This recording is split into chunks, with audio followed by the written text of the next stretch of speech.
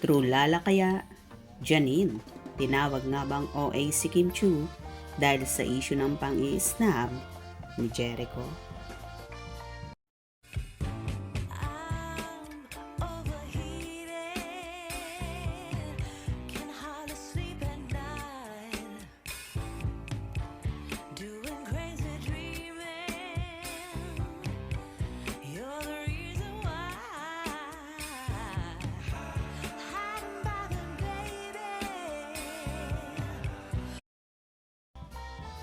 Gaano kaya katotoo ang kumakalat na balita sa mundo ng social media?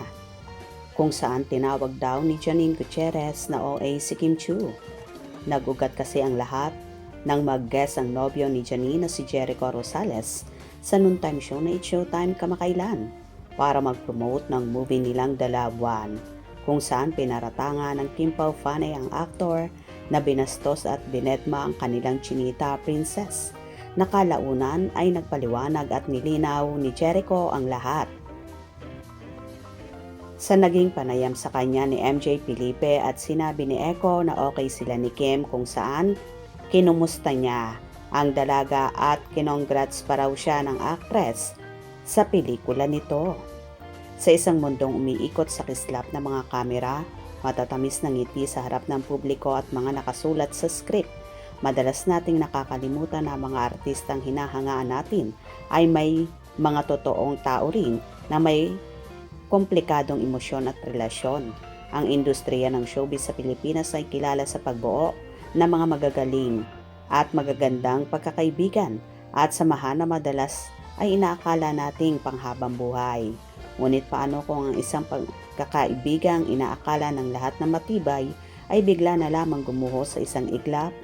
Paano kung ang mga taong dating nagtatawanan at komportable sa isa't isa ay bigla na lamang naging malamig at tila mga estranghero?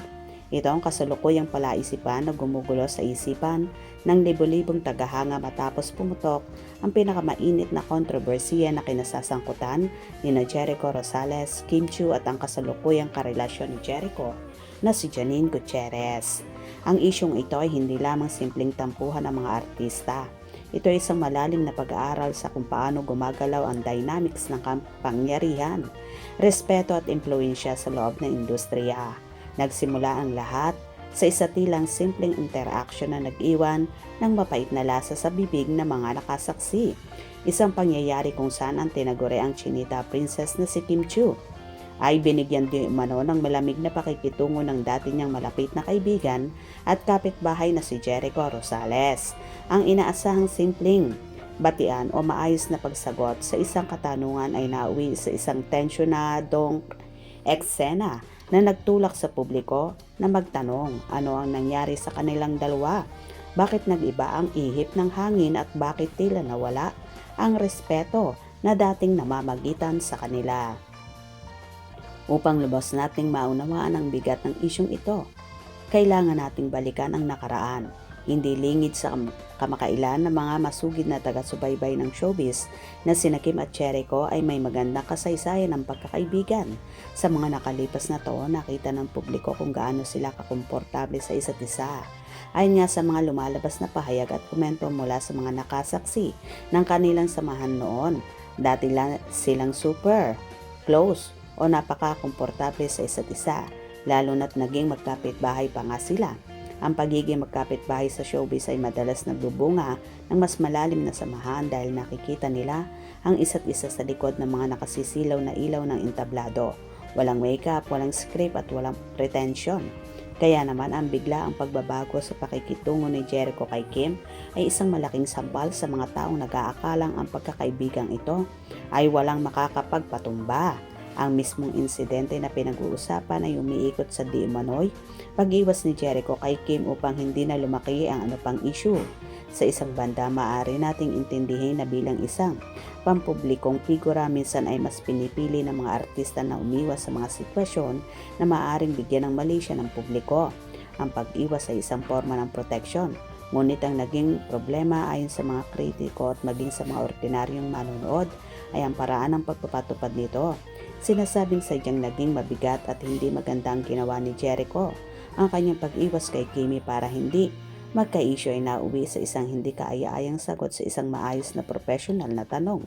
Dito pumapasok ang usapin ng profesionalismo at manifestasyon ng respeto. Kahit pa mayroon kang personal na dahilan upang lumayo o umiwas sa isang tao, ang pananatili ng desenteng pakikitungo lalo na sa harap ng kamera at sa isang kasamahan sa industriya ay isang pangunahing inaasahan. Ang kakulangan nito ay madaling mabibigyang kahulugan bilang pambabastos at ito mismo ang nakita ng marami sa ginawa ni Jericho.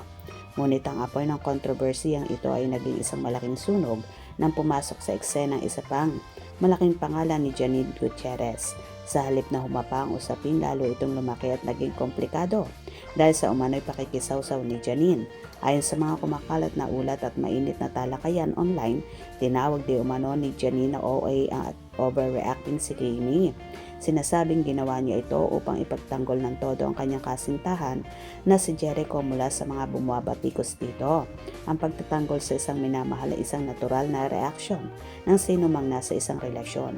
Subalit sa mundo ng showbiz, ang bawat salita at aksyon ay sinusuri ng maigi.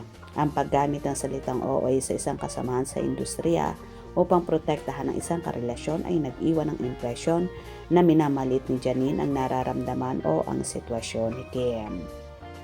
O diba, kaloka naman ito at may katotohanan kaya na sinabi ni Janine na overacting or OA si Kimi?